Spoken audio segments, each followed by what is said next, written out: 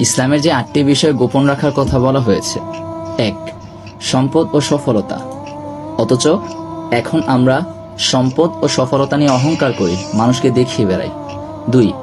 ব্যক্তিগত ও পারিবারিক বিষয়ে। আর এখন আমরা ব্যক্তিগত প্রত্যেকটা বিষয় মানুষকে বলে বেড়াই, আমাদের পারিবারিক সমস্যা মানুষকে দেখিয়ে বেড়াই, এমনকি আমাদের ব্যক্তিগত জীবন সেটাও মানুষকে দেখিয়ে বেড়াই। 3. আপনার করা পাপসমূহ। এখন আমাদের ঈমান এমন অবস্থা হয়ে গিয়েছে যে আমরা পাপ করার পর অনেকে দেখি যে গর্ব করে সেটা আরেকজনের কাছে বলে যে আমি এই পাপ করেছি, আমি ওই পাপ করেছি, পাপ নিয়ে সে গর্ব করে। 4. আপনার ভবিষ্যৎ পরিকল্পনা। এখন আপনার ভবিষ্যৎ পরিপূর্ণ পরিকল্পনা অন্যজনের কাছে প্রকাশ করার দরকার নেই। 5. আপনার দুর্বলতা। আমরা নিজেরাই এখন মানুষকে জায়গা করে দেই কিভাবে মানুষ আমাদেরকে আঘাত করবে।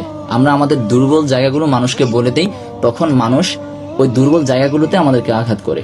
6. আল্লাহর সাথে আপনার সম্পর্ক। আল্লাহর সাথে আপনার সম্পর্ক কেমন এটা আপনি ভালো জানেন। আপনি গোপনে আল্লাহর সাথে সম্পর্ক বাড়িয়ে তুলুন। দরকার কি আপনি মানুষকে বলার যে আমি আল্লাহর জন্য এটা করেছি ওটা করেছি। 7. আপনার ভুলসমূহ। আপনি যেই ভুলগুলো করেছেন সেইগুলোকে আপনি আল্লাহর কাছে ক্ষমা চেয়ে সেই ভুলগুলোকে সংশোধন করার চেষ্টা করুন, মানুষের কাছে বলে বেড়াবেন না। 8. দিনের পথে করা আপনার ভালো কাজ। দিনের পথে আপনি যেই কাজ করেছেন সেটা আল্লাহর জন্য করেছেন, যেমন যাকাত দিয়েছেন, গরিবদেরকে সহযোগিতা করেছেন, এগুলা করার পর মানুষকে বলার প্রয়োজন নেই। আল্লাহ পাক আমাদেরকে এই কথাগুলো বোঝার তৌফিক দান করুন।